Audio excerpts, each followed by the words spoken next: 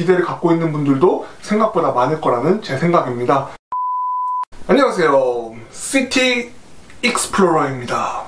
이번 영상에서는 용인 한숲시티 미래와 전망에 대해서 이야기해보는 시간을 갖도록 하겠습니다. 용인 한숲시티 미래와 전망, 이거에 대해서 궁금해하시는 분들 상당히 많을 것 같아요. 왜 그러냐면 한숲시티 아파트 단지 주변에 뭐 특별한 게 없죠, 사실은.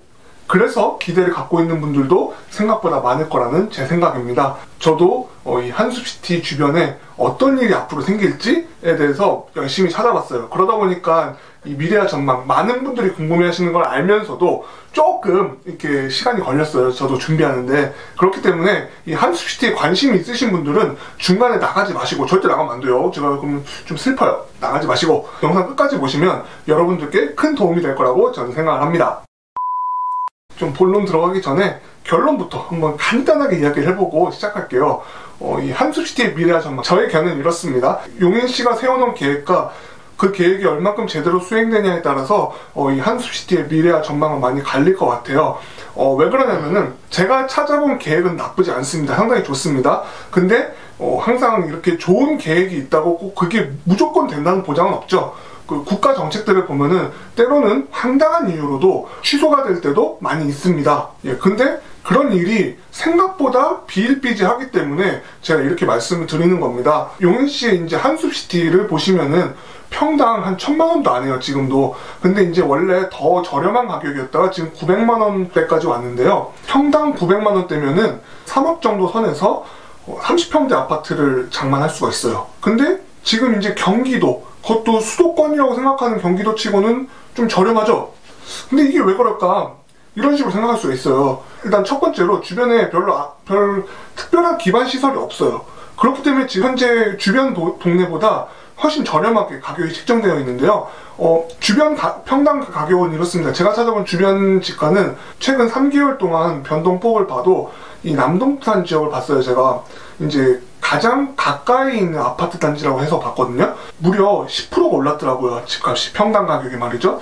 원래는 좀 둘이 용인 한숲시티랑 크게 차이가 안 나는지 몰라도 지금 좀 차이가 많이 나죠. 10%가 오르고. 근데 반면에 이 한숲시티는 지난 3개월 동안도 한 1%, 뭐 거의 올랐다고 하기는 좀 어려운 수준이었어요. 그런데 다 이유가 있는 거겠죠. 참 가격이 왜 그런지는 다 말을 해주는 것 같다는 생각을 하는데, 저는 솔직히 말해서 한숲시티의 미래를 조금 밝게 보고 싶은 이유가 이 주변에 일단 별다른 시설이 없기 때문에 그만큼 뭔가 계획을 했을 때 성립이 될 확률도 상당히 높아질 수 있다는 게 제 생각입니다.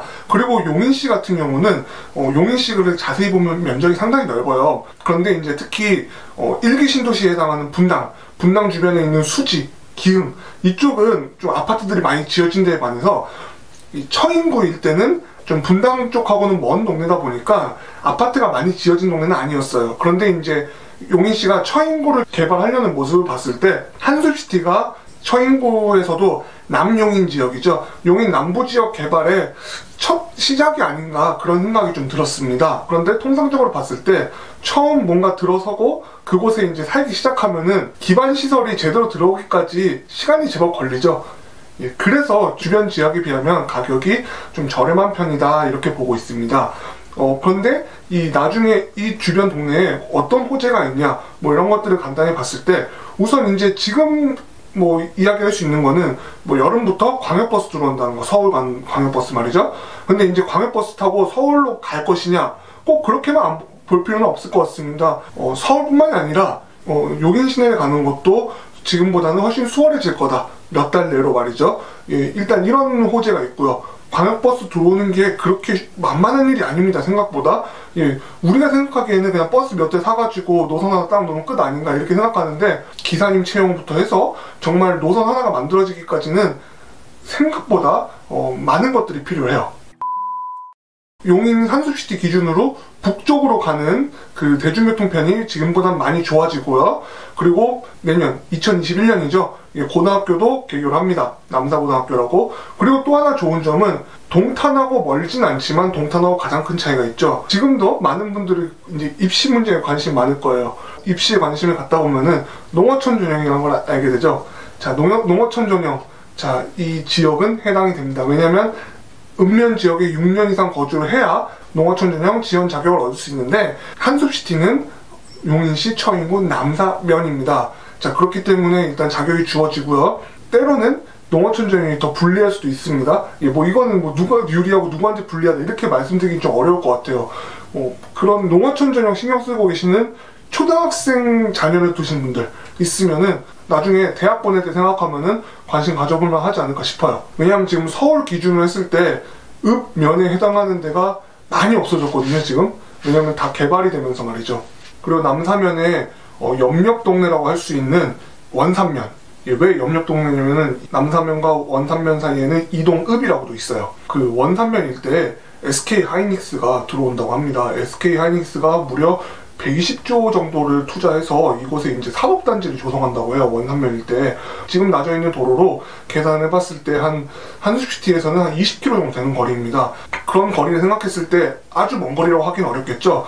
예, 그러면 SK 하이닉스가 들어오면은 SK만 들어오는 게 아니겠죠. 주변에 많은 협력업체들도 들어올 거기 때문에 이 용인 남부 일대에 일자리가 많이 창출될 수 있다고 보시면 되겠습니다. 아직 첫 삽을 들진 않았지만 2025년 완공을 목표로 두고 있다고 해요.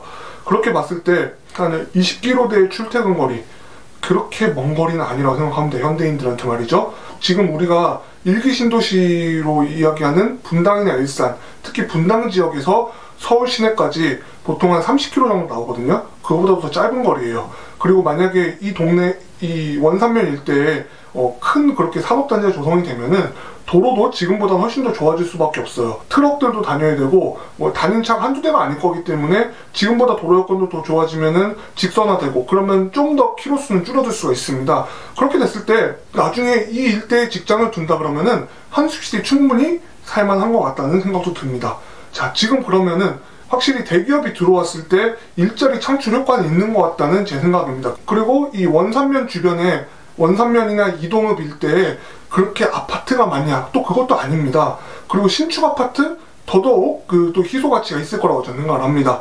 확실히 용인 시내에서 접근하는 것보다는 뭐 교통편은 대중교통은 잘 모르겠어요. 근데 자가용으로 봤을 때는 용인 시내에 비해서 그렇게 뒤지지 않는 여건이기 때문에 이 정도는 기대해볼 만하지 않을까 싶습니다. 근데 항상 제가 말씀드리는 거 있지 않으셨죠? 다른 분들은 또 별로 의미 없다 이렇게 얘기하실 수 있어요. 충분히. 예, 사람마다 이 하나의 사물을 보고 느끼는 감정도 다르기 때문에 의견도 다양할 수밖에 없습니다. 저는 점쟁이가 아니기 때문에 꼭 이거는 제 의견이라는 걸 기억해 주시길 바라겠습니다. 참 여러분들께 참 최대한 많은 것을 알려드리다 보니까 영상이 조금 길어졌어요. 원래 이렇게 2부 만들고 싶지 않았는데 일단 여기까지 해서 1부 영상을 마치는 걸로 하겠습니다.